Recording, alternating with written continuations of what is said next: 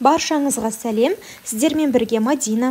Бүгін сіздерге ашытқысыз дайындалатын шелпектің рецебін ұсынамын, және де бұл рецеппен бауырсақты да дайындауға болады. Жұп-жұмсақ болып шығады, қатып қалмайды, міндетті түрде жасап көріңіздер. Ең алдымен айранға, бөлме температурасындағы айранға 1 шай қасық тұзымызды, 2 ас қасық қантымызды және де 1 шай қасық ас содасын қосып араластырып аламыз. Айранның майлылығы маңызды емес, кез келген майлылықтағы айранды қолдансаңыздар болады.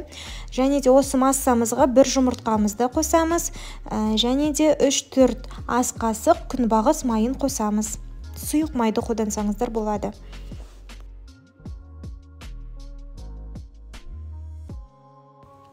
Барлығын біркелкі масса болғанға дейін араластырып аламыз. Айран мен сода араласқаннан кейін біздің массамыздың көлемі ұлғаяды.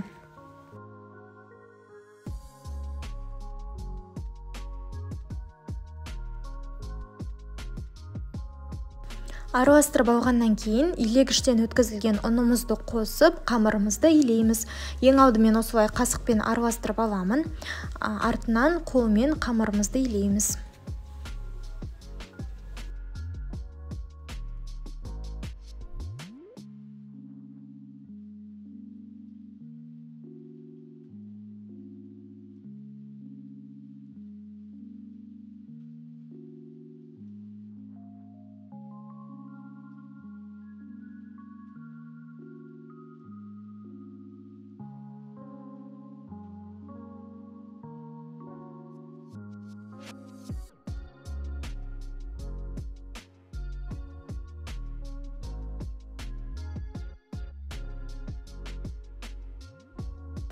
Қамырды илеп жатқанда қамыр қолыңызға жабысып жатса, кішкене сұйық май тамызып илеуге болады.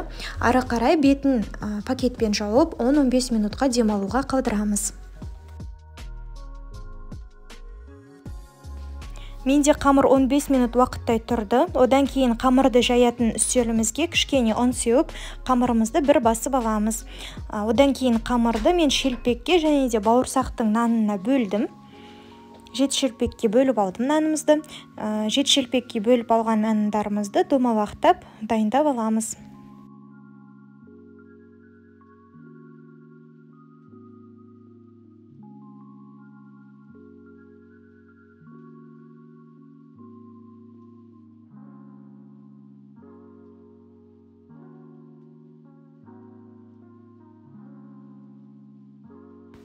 Дайындап алған қамырларының беті кеуіп кетпес үшін пакетпен жауып қойдым.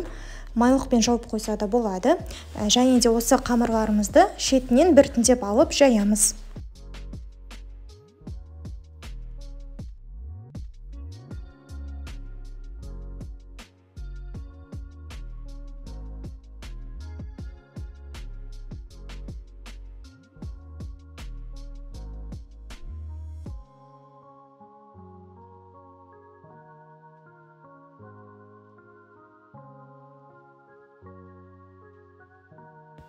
Бауырсаққа арналған қамырымызды жаямыз. Оның қалыңдығын қатты жұқа қылып қоймаймыз. Видеода көрсетілгендей етіп жайсаңыздар жеткілікті.